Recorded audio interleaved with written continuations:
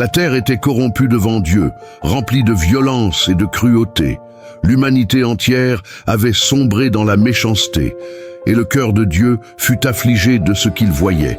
Les hommes se livraient à la violence, aux injustices, à la débauche. Partout, la corruption régnait. Mais au milieu de cette noirceur, un homme se distinguait. Un homme qui marchait avec Dieu. Son nom était Noé. L'Écriture dit: Noé trouva grâce aux yeux de l'Éternel.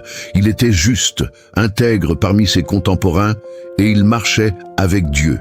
Genèse 6, 8, 9. Alors Dieu parla à Noé et lui dit: La fin de toute chair est arrêtée devant moi, car la terre est pleine de violence à cause des hommes. Voici, je vais les détruire avec la terre. Mais toi, construis-toi une arche de bois de gopher. Dieu lui donna des instructions précises. L'arche devait mesurer 300 coudées de long, 50 de large et 30 de haut. Une coudée équivalait à environ 45 cm. L'arche faisait donc près de 135 mètres de long, 22 mètres et demi de large et 13 mètres et demi de haut. Elle devait avoir 3 étages, une seule porte et être enduite de poids pour résister aux eaux. Alors Noé se mit à l'ouvrage. Ses fils, Sem, Cham et Japheth, l'assistèrent dans cette tâche immense. Jour après jour, année après année, ils coupaient le bois, assemblaient les poutres, enduisaient de goudron les parois. Mais autour d'eux, les hommes se moquaient. Ils riaient, disant: « Vieillard fou, crois-tu que le ciel va pleurer jusqu'à noyer la terre ?» Mais Noé persévérait, car il croyait en la parole de Dieu. Le temps s'écoula. Les années devinrent des décennies. La construction prit de longues saisons, peut-être 50 ou 70 ans. Mais l'arche finit par se dresser, imposante, au milieu des moqueries. Alors vint le jour où Dieu ordonna à Noé d'entrer dans l'arche avec sa famille et les animaux de chaque espèce. 2 par 2, mâles et femelles, ils vinrent d'eux-mêmes, lions rugissants, éléphants massifs, oiseaux de toutes sortes. Tous s'engouffraient dans l'arche.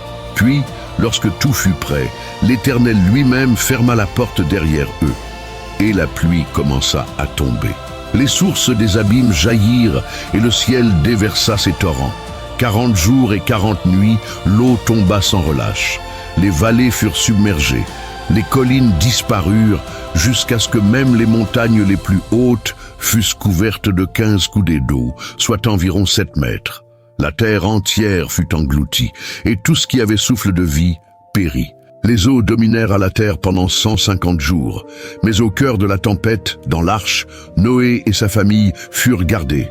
Ils priaient, ils attendaient, ils écoutaient les rugissements lointains, mais l'arche flottait sur les eaux, protégée par Dieu. Puis Dieu se souvint de Noé. Le vent souffla, les eaux commencèrent à baisser. L'arche s'arrêta sur les montagnes d'Ararat. Mais Noé attendit patiemment. Il ouvrit une fenêtre et lâcha une colombe. La première fois, elle revint, n'ayant trouvé aucun lieu où se poser. La deuxième fois, elle revint avec un rameau d'olivier dans son bec. La troisième fois, elle ne revint plus. Alors Noé sut que la terre était redevenue habitable. Et au second mois, le 27e jour, la terre fut sèche. Noé sortit de l'arche avec sa femme, ses fils et leurs femmes, et tous les animaux.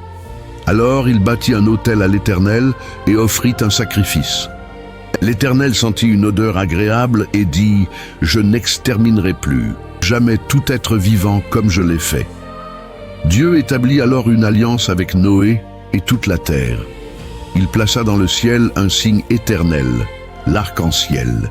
Et il dit: « J'ai mis mon arc dans la nue, et il servira de signe d'alliance entre moi et la terre. » Ainsi, à cause de son intégrité, Noé et sa famille furent sauvés. Alors que tout un monde périt, un seul homme et sa maison trouvèrent grâce, parce qu'il avait marché dans la justice. Noé vécut 950 ans. Il vécut plus longtemps qu'Adam lui-même, qui avait atteint 930 ans. Témoin d'un monde détruit et d'un monde recréé, il est resté dans l'histoire comme l'homme que Dieu trouva intègre. Souviens-toi, ton intégrité peut te sauver. Dans un monde corrompu, choisis la droiture. Comme Noé, marche avec Dieu, car l'intégrité est une arche invisible que rien ni personne ne peut engloutir. Et si cette histoire t'a touché, Abonne-toi dès maintenant à cette chaîne pour ne rien manquer des prochaines révélations et enseignements bibliques. Laisse ton avis en commentaire. Qu'est-ce qui t'a le plus marqué dans le récit de Noé? Ton témoignage peut inspirer quelqu'un d'autre. Ensemble, partageons la lumière de la parole de Dieu.